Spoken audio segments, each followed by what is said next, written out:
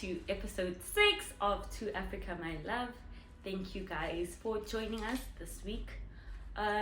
First off, we're gonna start off with some bookkeeping. So firstly, thank you so much for 126 subscribers, and our views have also doubled and our watch time has also doubled as well, and we have 74. We need 74 subscribers to get to 200. So thank you for everybody who's joining again. Thank you guys for watching. So our episode 6 is depression. The topic for today is depression, and we're gonna start off with the fun fact. So only 27% of South Africans reporting severe mental illness ever receive treatment. This means that nearly 3/4 of these sufferers are not accessing any form of mental health care at all. So that's just a fun fact to start off with. And for the next few weeks, we will be doing mental health conditions. I wanted to do all of them in one video, but that's going to be extremely long. So we're going to break the conditions up.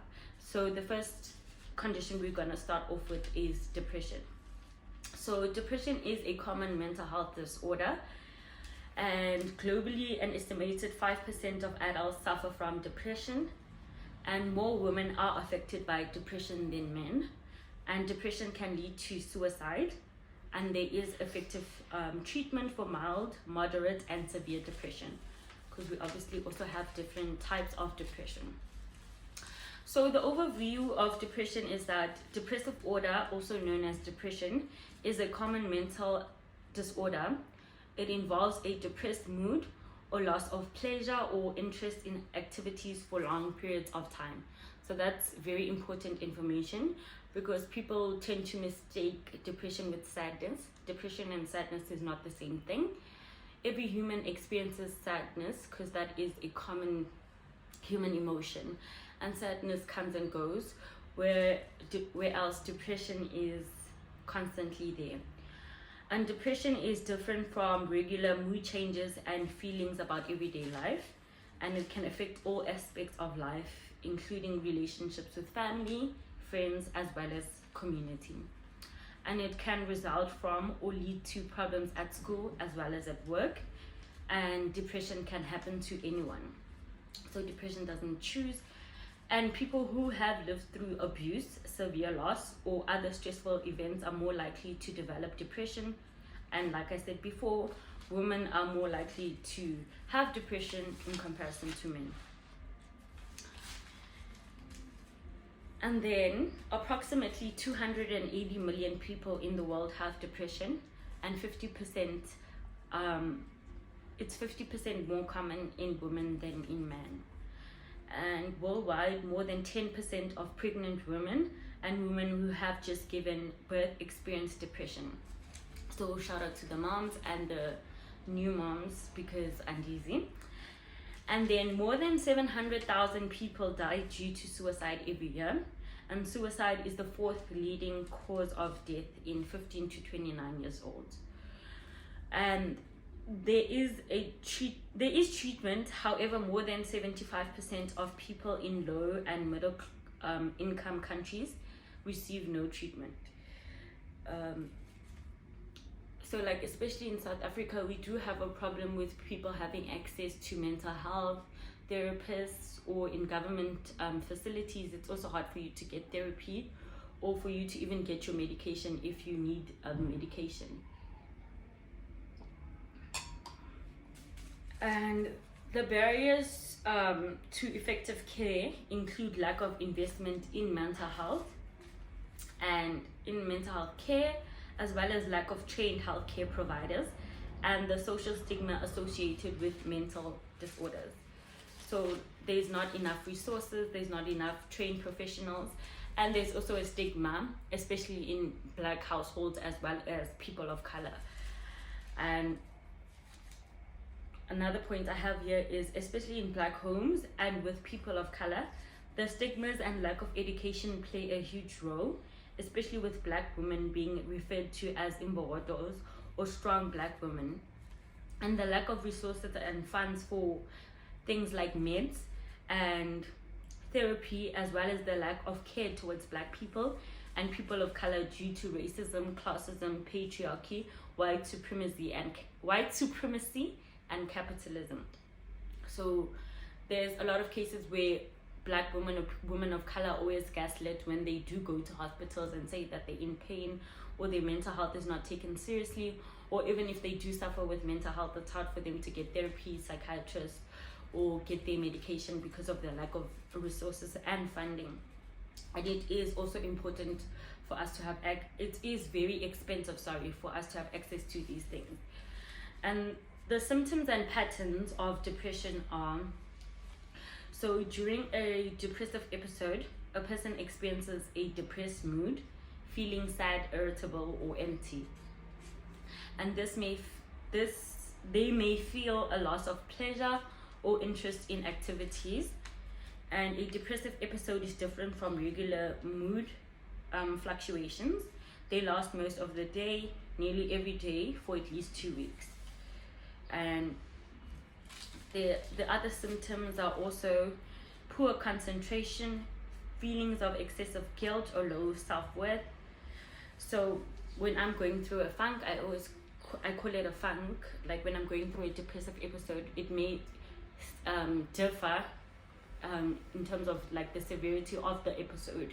So there's sometimes where it's hard for me to wake up, it's hard for me to brush my teeth, to even do my hair, or to take a shower, or to even eat sometimes when I'm really sad.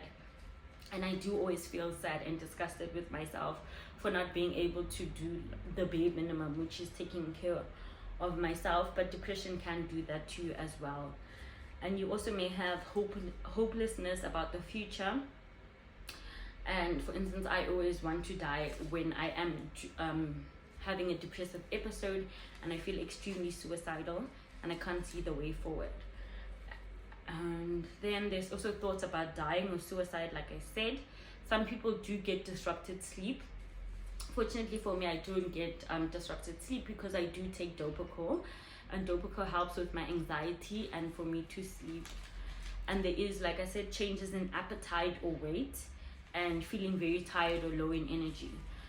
So like before, when I was extremely depressed, it was like a huge struggle for me to eat because I was just so like depressed.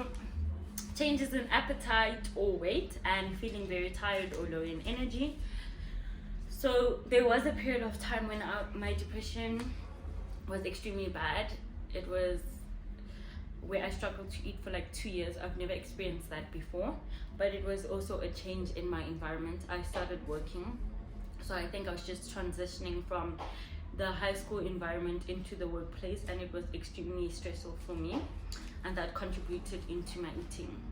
So I was addicted to work, but I wasn't eating very well. And then depression depression can cause difficulties in all aspects of life, including in the community and at work, as well as school, which can be categorized as mid, moderate, or severe depending on the number. And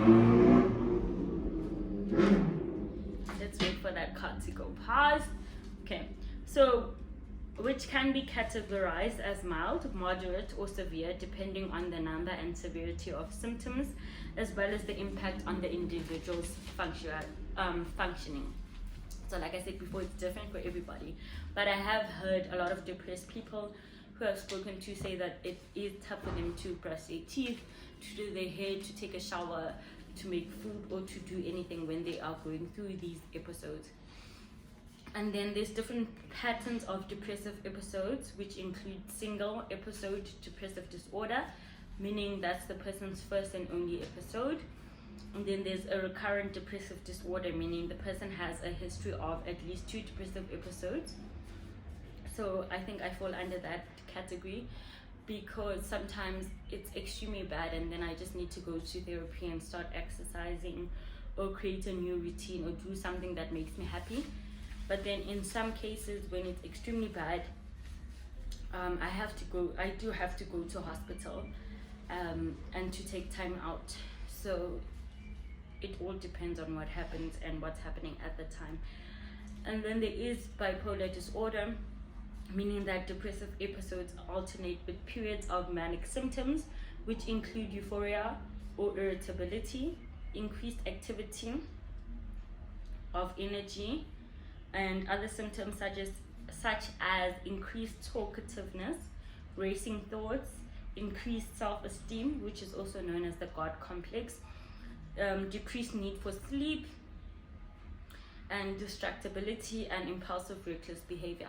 So when I did experience someone who was manic, they did not sleep at all. I gave them Dobocol and they didn't sleep for, I think it was like 2 days or even more. Like they weren't sleeping for a week. So it is extremely traumatizing to experience someone when they are manic.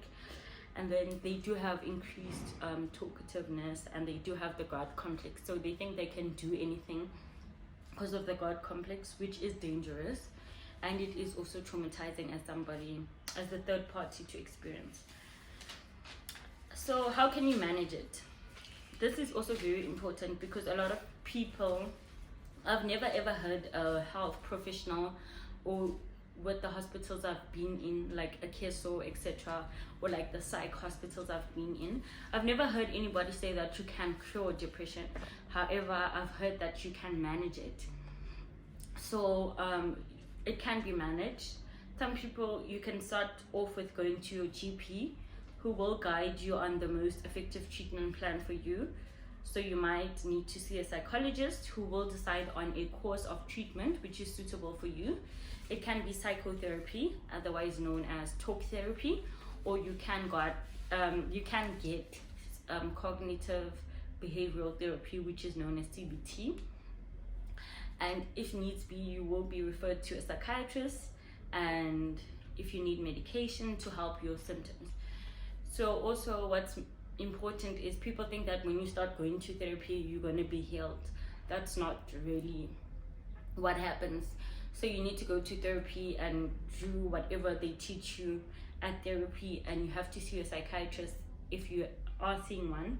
So I see my psychiatrist for my meds, and my psychiatrist also acts as my therapist sometimes because I prefer him in comparison to seeing a psychologist, because he can give me advice and he gives me my medication. So it works like that. So you can see a psychologist, a psychiatrist, and you also have to do the work when you're not in therapy or psychiatrist. So it's like a constant thing of having to do all the work constantly, because healing isn't linear.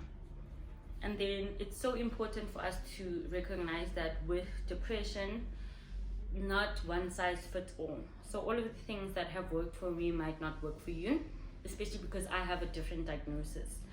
In 2019, I was diagnosed with PTSD, BPD, depression, as well as anxiety. So the type of psychologists and psychiatrists or type of therapy that I get, as well as the medication, is suited for me and my diagnosis. So it's important that you go and see a GP, therapist, or psychiatrist so that they can give you the treatment which suits you best. Okay, and then guys, we are done with episode 6, which was on depression. And then the book of the day for this week, let me just get that for you, is this book. It's called Queenie. It's a very good book. Some of the reviews are that it was a funny, clever, heartbreaking, lightning bolt of a novel, and that was by the Times. And it's an important, timely, and disarming novel, thirst-quenching and long overdue, by The Guardian. So the book is called Queenie by Candace Carty-Williams, and it was nominated for the British Books Award Book of the Year for 2020. This is like a very impressive book. They tackle things like mental health, or being the first person in the family to go to mental health. They talk about PTSD, eating disorders, a lot of things that we don't discuss in society. And I think this book is very important because it highlights those conversations that we don't necessarily have or be embarrassed to talk about. And this is now my top one, surpassing The Quiet Violence of Dreams. So it is a really good book, because The Quiet Violence of Dreams has been my top one for 5 years now. So now Queenie just replaced it. I wish I could read it for the first time again, but this is such a great book to read and I highly recommend it. So please read it, and that's the book of the day. And we have reached the end of episode 6. Thank you for making it towards the end. Thank you guys for watching the videos towards the end, because our our watch time has doubled, so it means you guys are watching the videos towards the end. Thank you so much for that, and I hope we can all come together to get the 76 subscribers so we can get to 200. And don't forget to like, subscribe, and comment, and see you guys in 2 weeks.